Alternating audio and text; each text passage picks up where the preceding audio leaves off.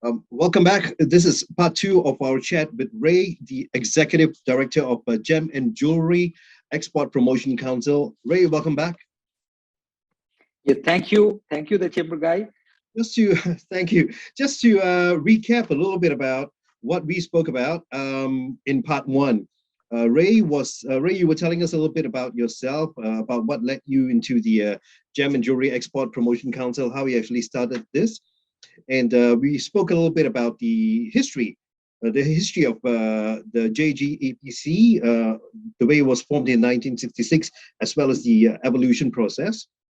We also spoke about the challenges that were faced by the council with regard to exports to the special economic zones. And finally, we spoke about COVID-19, how it actually affected the council, the members, and what the council did to step in and assist their members. Now, I do understand that the GJEPC has taken several initiatives and laid out certain incentives to cater to and assist the smaller players, as well as the first-time exporters in the industry. Ray, can you share with us some details about these initiatives and the general response you've gotten to the steps taken by the council? Yes, I think this is very important. As a Gem and Jewelry Council, as I started, when I started this interview, is that the impact, what with the work that GJEPC does, how it impacts the lives of the people is the most important thing here. So if that is the most important thing, so India is a very populous country and we work for the masses. What we say in the council is that the bigger players have all the opportunities and all maybe the muscle or maybe the resources to develop their business. But the smaller players does not have the resources to develop the business, and the Gem and Jewelry Export Promotion Council helps them to give them the platform to develop that business. I'll give you 2-3 examples how it is. Like today, if you look at our membership fees in the council, the fees of the smallest member and the largest member in terms of their exports and their business is differentiated by 40 times. So if the smallest member is having only 1,000 rupees for being a member, the largest member have to pay 2 lakh rupees a year for their membership. Okay. So that way that it is differentiated. So the focus is totally on the mass and how they can develop. This is number one. Number two is that all our activities, wherever we do, there is no distinction between our preference given to the larger members for participation. I'll give you an example. We do 2 of the largest jewelry shows, now possibly one of the shows are one of the largest in the world, which is called India International Jewelry Show in August, and one we do in January, which is called the IHS Signature. Yes. So in this show, there at one point in time, there are still now, there is a waiting list of, let's say, 400, 500 companies who want more stalls. So some companies are trying to get bigger stalls. All these things are there because this is the place where business happens. And this year also, we have done a survey through some independent company and a survey company. There we found that only the exhibition booked more than 50,000 crore rupees of orders in only one exhibition. It's massive. Right. Now, if you look at the exhibition, 85% are smaller players who are participating in the exhibition. And they get an equal opportunity when they apply with a larger player. So, in a sense, we do not allow more than 8 stalls by one player to take there, more than 8 to 12 stalls. Nobody can take more than that, so that the smaller players can get a chance. This is number one. Number two, what we have done is with the government of India, we have worked out a scheme to participate at the exhibition. They get a incentive from the government. So this year, more than 200 of our participants got that incentive. The small ones got that incentive to participate in the fair, so that their participation cost is offset by the incentive what they get from the government. Was that just this year? This year only.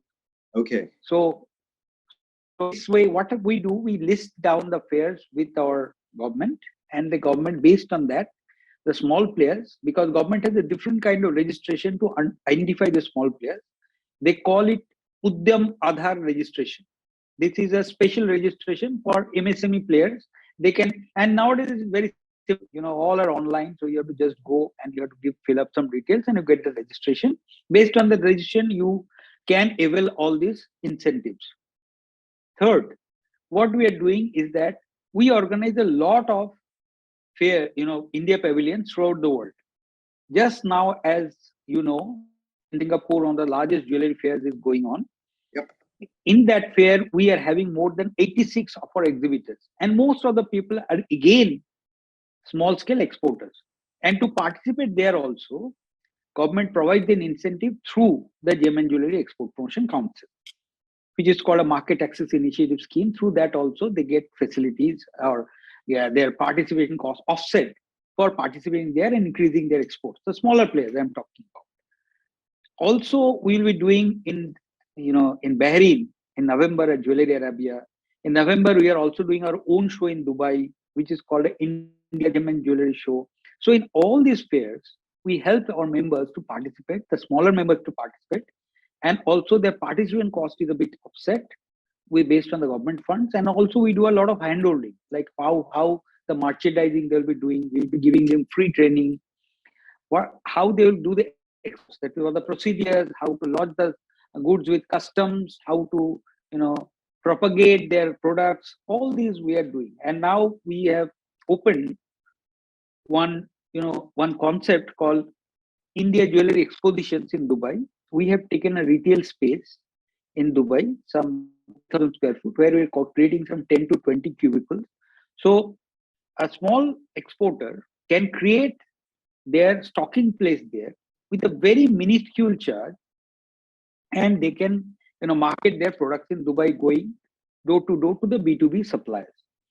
So if this is successful, we plan to hold more such centers, maybe in New York or in other trading destinations. So these are the type of facilities what we are giving to our exporters or to our members. And beyond that also, we are bringing in the successful players. What we have recently done, we have worked with the government to come out with a special e-commerce policy for the small exporters. And what we have done also, we have done an MOU with eBay, where they have created a special page only for Indian jewelry exporters, where they can display there. Right. And so, that when in a type of site, if you have a special place for Indian jewelry exporter through GJEPC, so then, the search, a lot of opportunity will be there, so that you become the first or you come to the top of the list. So that with eBay, we have done it. With Etsy also, we are talking. So these things are for small exporters. And we are also giving them training. And we are also, collaborating, or we are tying up with banks like ICICI, so that with the click of the button, the compliance can happen with regards to their exports, the foreign exchange. Also, we are talking with the logistic guys like Shipmax and etc., so that sitting at their store itself, they can just give the good, and the goods are exported and delivered to the buyer anywhere in the world. So all these things we are working with them. In just next month only, we'll be doing one banking summit where we call all the bankers, see that if a small exporter requires funding, requires credit limits for exports, so we pitch them with the best of the bankers, and we do forums and we do meets there, so that their requirements, whatever is their bankers understand, based on that they come out policies. If they're facing some challenges in getting the loan, also we'll be doing. So all these things. And we are also planning to have digital training sessions for our members, because the way the digital age is coming and the technology is transforming, we are also trying to understand how these members will get the benefit from this technology. Okay. That has been I would say, a pretty massive challenge for SMEs or smaller companies globally. Yes. COVID-19 also, there was a huge evolution in technology overnight, and a lot of things became digitalized. So once that happened, companies that are smaller or who are not so in tune to technology were left behind. So they started to make massive changes, and some are really forced into doing this. Now, let's speak about this for a moment. I want to get your views on the what's happening with the demand for raw materials and how has export growth from India been affected due to the geopolitical crisis in Ukraine? What are your views on this?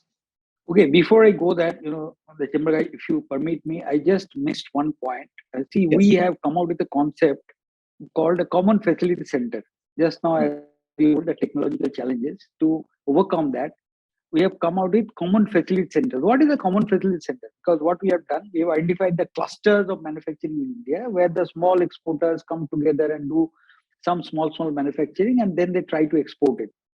So common facility center is because they cannot afford the machines, or if they buy the machines, that may not be occupied throughout the time. So what we have done in those clusters with the local associations, they have created a common facility center where all the best of the and the latest of the machines with the technology is available to them, and they can hire them in hourly basis. Right. So that way, with the technology, they can also manufacture their products with the latest technological interventions. So that way, we have already created 8 common facility centers throughout India, and we are now coming out with a mega common facility center in Bombay itself. So that is one of the things. Now, let me come to your question Right. regarding the geopolitical factors. Now, of course, all of us understand that gems and jewelry is a luxury product. So first we'll come to the raw material, then I'll tell you that how the markets have got affected. Now, in the supply chain, how it happens is that, let's say the diamonds, as I have told you, the rough diamonds are mined somewhere in the world, and then they're imported in India, they're cut and polished, and then they're exported. Now, if you look at the rough diamond spectrum, how it is throughout the world, the mining and production spectrum, 33% of the rough diamond in the world, as I've told you, 128 million carats is the total world production from the mines, rough diamonds. Some 40 million carats are produced only in Russia. Right. So, and the entity which is mining the diamond, the Alrosa, has now been sanctioned by the US OFAC. Right. So, under the provisions, you understand that we cannot do dollar transaction to buy those diamonds there. The diamonds cannot be cut and polished and exported to USA, which happens to the largest market of diamonds in the world. So that way, the entire supply chain has got disrupted. And as I told you, the diamonds, we are 1 million workers are dependent on this. So that is one of the areas. Then we have to, bifurcate, and we are already, working with the industry. One sense, we are working with the US, industry there, so that see that what diamonds, as per statute, they cannot import, are not going there. So the manufacturing has to be segregated between what you manufacture for US and what you manufacture for the other countries in the world. That is number one. Number two, that raw materials, what were coming with dollars, cannot come with dollars. So we went to the government of India, and now, as you have seen, that they have come out with policies by which you can use the Indian rupees into transacting for sourcing those kind of raw materials. Of course, it is not an overnight phenomenon. We're doing through different mediums, and that has got a hugely affected. And we are trying to see that whether the workers who are dependent on rough diamonds for their daily work, spectrum and etc., can also do that with the man-made or lab-grown diamonds. So the government of India, we are working, very closely to come out with a lab-grown diamond policy, where in the manufacture or production of lab-grown diamonds, rough diamonds, can be ramped up very fast in India. And those lab-grown diamonds can be cut and polished, and then that can be exported. So the worker class, which require the raw materials, whether the lab-grown diamond can replace the raw materials or not, in a very short time, that also was being tried. So 1, 2, 3. One is we are working with the uh, manufacturers to segregate, how to segregate their manufacture for different parts of the world, how to supply. Second thing, what we are doing is to find out that how the other currencies can be used for transacting and bringing those raw materials. And in the third part, we are trying to replace those raw materials with a newer kind of raw materials which can be produced in India. Amazing, amazing. Thank you so much for sharing your views with regard to the export, how the exports have been affected by what's happening in Ukraine. Now, uh, moving forward, when we talk about businesses, it's all about connections, whether they are local or international. The more connections you have, the more opportunities that are open for the council as well as your members. I do understand that the council has various activities planned for your members with precisely this in mind. Can you tell us about what trade shows and events you have planned up for your members moving forward? I know over the last few months you have organized quite a few events. So can you tell us what you have planned for your member organizations to reach out and connect to global opportunities? Yes, that is a very pertinent question, the chamber guy. For gems and jewelry, the product, if you look into, we cannot send samples. We Okay. have to go abroad to show our products. Till Yes. we show the products will not get sold, whether it's B2B, B2C medium.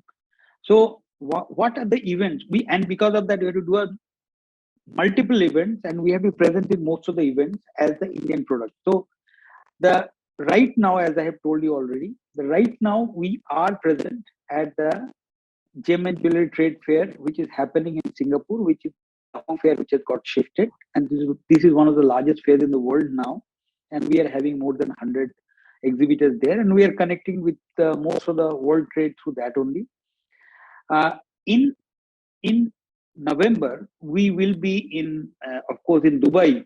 We will be holding the India Gem and Jewelry Show (IGJS) with our exhibitors and buyers of more than 35 countries. We are inviting them. That is a show organized by us. So from 35 countries, we have our coordinators, we have embassies. Through all of them, we are connecting the buyers with the top Indian sellers. We will be at Jewelry Arabia in November itself, which is in Bahrain. Again, that is for the Arabic world. That is the largest show happening in any time of the year. So that is the largest show of the Arabic world, which is called Jewelry Arabia. And there also we are having more than 100 participants there who will be participating there. It's a big show. After that, we will be, in January, we have two events. We have our own event called IIJ Signature. It is also one of the largest shows in India and also one of the largest shows in Asia, with more than 1,200 exhibitors, with more than 2,400 stalls, with 66,000 square meters that happen in India and Bombay. After that, we'll be going to Vicenza to participate. Again, Vicenza, one of the largest exhibitions in the world. In Vicenza, in Italy, we'll be there in the Vicenza Oro, the January show. And there also we'll be having more than 30 participants with the Indian pavilion. And after January, again, we'll be going to, in March, in Hong Kong. Again, that is one of the largest show in Hong Kong. Hopefully, with these quarantine conditions withdrawn, Hong Kong can do the show, which could not happen for the last 2 years. And in January also, there will be a Hong Kong show. There also will be trying to participate. This is till March I can tell you this. But of course, after that, we are into most of, like in June, we are in JCK. So that way, you can name any good show, big show, jewelry show in the world. We will be there with the India Pavilion. As you are mentioning all the events that you have planned, I'm looking at my calendar. I'm trying to figure when can you go on vacation, because it looks like your calendar is full. Yes, absolutely. In August, we are having the largest show in the world. So generally in August, people go on vacation. Then also we are doing all the largest show. Looking at the eastern part of the market, maybe the South Asian market. Right. Now, um, like I said in part one, I was actually speaking to one of my colleagues with regard to the council, and if I were a exporter, or if I aspire to be an exporter, gemstone or jewelry exporter from India, and I need some guidance. I mean, I wouldn't think twice about joining the chamber, or rather joining the council, because I really see the value in this, and for somebody to become a member, I actually was on your site earlier, and I was looking at the membership registration, and I do understand that you have to be a company registered in India to be part of the council. Is that right? All right. So now, how can an aspiring company or an exporter in India reach out to you to sign up for a membership? I do understand the process is actually pretty comprehensive. No, the process is very simple. If any company wants to become a member, if that company is an Indian company, that is the first condition, because as we know, the Gem and Jewelry Export Promotion Council of India. So the company has to be registered in India. That is the first thing. Right. Once they are registered in India, they have to get registered under the Director General of Foreign Trade, DGFT. It is now online. It is very, it's only 1,000 rupees. 1,000 rupees is some $20, $30, something like that. Yep. So you go online, get registered with all the details, of course, your bank account details. That is actually sort of a thing. And then you get a code number, which is called an import-export code number. Once you get that code number, again, you just go to, again, online to Council's website, fill in that IC code number with the details, your company address, with the responsible person, etc. Again, another 10 minutes job. When you apply, come back to you within 24 hours, stating that whether your membership has been enrolled or not. And the amount for an initial membership is very, very small, like 5,000 rupees is the registration charge and 5,000 rupees is the membership charge. So with 10 to 11,000 rupees, you can just go online and you can be our member. Not only that, we have our call centers. We have only one number, very simple number, where you can call and can ask for handholding through this entire process. We have a bot also, a very advanced artificial intelligence enabled bot, through which you can get registered by handholding through your WhatsApp only. You don't have to go to our website also. And we also have our help desk. So you can call up the help desk and you can get their assistance. So all the things are possible, and you have to just drop a message anywhere and we will reach you out to become a member and you start exports. You've made it very, very easy, for all these companies, these export companies, to come on board with you. Yeah. I've been through quite a number of different chambers as well. So some of the processes are a little bit far-fetched, but you've made it, even though yours is rather comprehensive, but you've made it so easy for somebody to reach out and get some assistance from you. Now, yes, absolutely. Yeah. So thank you so much for this. Now we have come to the end of part 2 of our interview. I would like to ask you, we have viewers who are watching us from across the globe. Do you have any final words you wish to share with the global business community? Gem and jewelry is a very international product. Wherever you go, it doesn't have any country, it doesn't have any borders. So you can go anywhere in the world, you can pick up that jewelry, So we are into a very international kind of business. And of course, it is one of the oldest form of business. But as a category, as a vertical, we are, of course, fighting with a lot of new age products, whether it is cell phones or whether it's holidays. So in the end of the day, till the human emotions are there, we will survive, because those emotions come out, the color inside them, and that color comes out with the jewelry. That is what we believe. So I think that as an international community of jewelry, we should not be looking at the borders. And as we have done the business, combine together and do the business together, forgetting the other things, whatever is there. We have survived through maybe the last 4,000 years. Jewelry was there in Mohenjo-daro, Harappa also. And we will survive another 4,000 years. Let us combine our strengths and let us go ahead. Amazing. That's absolutely right, what you're saying. Now, as we end this interview, I would also like to say thank you so much, Ray. It has been a pleasure having you. And to our viewers, please do not hesitate to look up the Gem and Jewelry Export Promotion Council, because this is one membership you would need to have if you're setting up a export business in India. Please look them up, and it will be very, very easy for you to connect with them. Once again, Ray, thank you so much for your time. Thank you for participating in this interview, and I will look forward to maybe meeting you in India early part of next year. I'm planning a trip down, so it'll be great if we can meet up. Thank you, the Chamber Guy, and I will personally invite you for our fair in January. you note the date. It's from 5th of January onwards. And please come there and have an interaction with us and see how the Indian trade and the business, the entire business community of India will be there. Thank you, Ray. And I will see you in India. That was Ray, the Executive Director of the Gem and Jewelry Export Promotion Council. To show your support for the Council or even to play an active part with the Council, click on the link below. And if you wish to connect directly to Ray, do let me know in the comment section. Thanks for watching and leave your comments below. And remember to follow our channel for more interviews with chambers and businesses from around the world. I'll see you soon on The Chamber Guy.